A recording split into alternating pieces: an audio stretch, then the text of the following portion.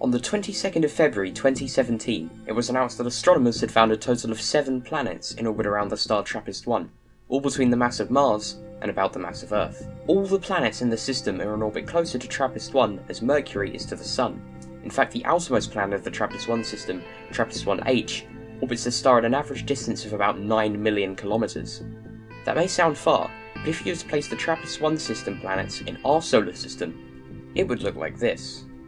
The planet Mercury, at a distance of 58 million kilometers from the Sun, much farther than any of the TRAPPIST planets, can get as hot as 400 degrees Celsius. So surely all the TRAPPIST planets orbiting close to their star should be boiling, with no possibility for life. But the star at the centre of the TRAPPIST-1 system is far smaller than our Sun. In fact, it's not even much larger than the solar system's largest planet, Jupiter. Since it's so small and not as massive as our Sun, it's way cooler, and so 3 of the TRAPPIST-1 system planets, E, F and G, are predicted to be within the habitable zone. This is all great, but how far away is the TRAPPIST-1 system? The answer to that, 39.5 light-years in the direction of the constellation Aquarius. That's about 370 trillion kilometers. So far that the fastest spacecraft ever made by humans, the Juno spacecraft, at a top speed of 265,000 kilometers an hour, would get to TRAPPIST-1 in about 159,000 years. And Juno was going so fast it could get from London to New York in 76 seconds. That's a bit depressing. But to top it off, at the speed of light, the fastest anything can go, it would take 39.5 years to get to TRAPPIST-1. Hence why it's 39.5 light years away. Problem is, it's actually impossible to reach the speed of light if you have any mass. Due to special relativity in the Lorentz transformation, as you approach the speed of light, your mass begins to increase exponentially. At 90% the speed of light, you'd weigh about 2.29 times your mass when standing still. At 99% the speed of light, you'd weigh about 7 times your mass when standing still. And at 99.9% the speed of light, just adding a 0.9 onto your speed, you would weigh over 22 times your stationary mass. You can probably see how this gets wacky pretty quickly. As your mass increases exponentially, logically the energy required to propel you has to increase also. As you hit the speed of light, you would weigh infinity. That means that you would require infinite energy to be moved, which is impossible. There isn't enough energy in the entire universe to propel a single atom to the speed of light. The only reason light can do it is because light has no mass in the first place. But maybe not all hope is lost. Here's a graph. The x-axis represents distance in light seconds, about 3 times 10 to the 8th meters, and the y-axis represents time in seconds. We'll call it the t-axis for now. Let's say that 2 ships are travelling in the same direction at half the speed of light. At time equals -1 seconds, ship A emits a photon, travelling at the speed of light towards a mirror on ship B. Due to 3 times 10 to the 8th meters and 1 second being the same size on this graph, light will appear as a 45-degree angle. So, after 1 second, it will have reached ship B. This might not make sense. How could the photon reach ship B at the speed of light after 1 second if ship B is moving at half the speed of light? Surely it would take 2 seconds to do that with slower, everyday objects, but we know from observational evidence such as the Michelson-Morley experiment that light always travels at 3 times 10 to the 8th meters per second relative to you, regardless of your speed. Weird, I know, but let's accept it for now. As the light continues its path, it reflects off the mirror of ship B and lands back on ship A at time equals 1, again travelling at a right angle. Now let's project this graph onto a graph from the point of a stationary observer. We're not going to plot the positions on the axis of this graph. We're not even assuming that time and space are constant. All we know is that the speed of light is constant, regardless of your speed. So, naturally, if it was at a 45-degree angle on the previous diagram, it's also going to be a 45-degree angle here. Simple enough.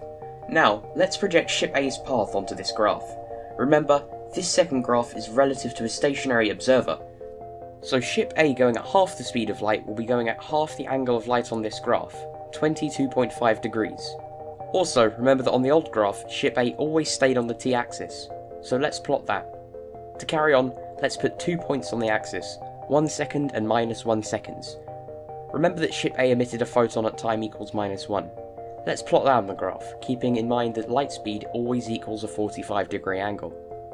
Also, remember that the photon came back into contact with ship at time equals 1. Let's draw that 2, intersect the two lines, and we get our point of reflection.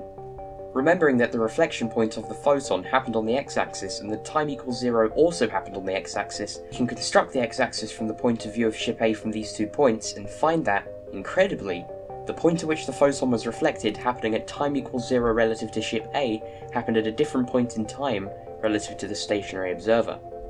Time and space are not being consistent. If you run the math from this graph, you'll come to this equation. It's called the Lorentz transformation. The c in this equation represents the speed of light, and gamma is the factor you can apply to changes in mass, time, and distance. This may look like a normal boring equation, but it's actually saying some pretty crazy things about reality.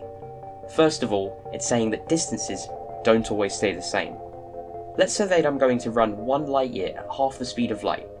Well, follow the simple logic and you'll come to the conclusion that it will take me 2 years. But factor in gamma, and it won't take me 2 years, but only 20 months. This clearly doesn't make sense. At half the speed of light, I'm going to travel a light year in 2 years, so how on earth do I only do it in 20 months? Answer is, I don't. Why? Because that 1 light year is no longer 1 light year to me, but only 0.87 light years. This is known as length contraction, and it can be really helpful with getting to TRAPPIST-1 within our lifetimes. Say I want to get to TRAPPIST-1, and I'm going to be travelling at 99% the speed of light. Instead of getting there in about 40 years like a classical Newtonian world would predict, I'd actually get there in a little over 5. Perfect. But what if I wanted to get there even faster? Let's say 99.9999999% the speed of light. Well, the length would be reduced from 40 light years to only about 5 billion kilometers. A little longer than the distance from the Sun to Neptune. Much more doable. In fact, that could be done at my speed in just under 5 hours. This is all very well, but there are also a few side effects of travelling near the speed of light, one of which is mass increase. In fact, the equation I used to get the figures for the increase in mass earlier was the Lorentz transformation. Going at this 99.9999999% the speed of light, the average human would go from weighing about 70 kilograms to about 4.9 million kilograms. Not good. At this weight, going anywhere fast would require astronomical and infeasible amounts of energy, and as a result of mass increase, thrust would be the least of our problems. A ship the size of Saturn V colliding with even a tiny interstellar dust particle the size of a coin will result in an explosion the size of 2.2 trillion megatons of TNT. For comparison, the Tsar bomb, the most powerful nuclear bomb ever detonated, was only 50 megatons of TNT. Going this fast would also have an effect on time, a dramatic one at that. That 5 hours it took you to get to TRAPPIST-1 wouldn't be 5 hours for everybody else at home. In fact, travelling at 99.9999999% the speed of light, 5 hours would equal about 40 years for everybody else. The same time it would take you to get to TRAPPIST-1 without factoring in relativity. So while the amount of time passed for the journey to get to TRAPPIST-1 and back for you would be less than a day, about 80 years would have passed for everybody else. By the time you got back from your trip, everybody you knew on Earth would no longer be alive. In fact, maybe nobody around when you got back would have been born when you left. So maybe interstellar travel is a bit too far-fetched for our lifetimes. The only way you could ever do it, given our current understanding of physics, is open up a sort of wormhole. That's effectively bending space back on itself and punching a hole through it. But that would take unfathomable amounts of energy, and is honestly just science fiction given our current capabilities. Wait a second. What would happen if we were to travel at the speed of light? I did explain earlier that nothing with mass can travel at the speed of light. Only photons and a small club of only a few other massless particles can do it. So, let's become a photon. What would happen?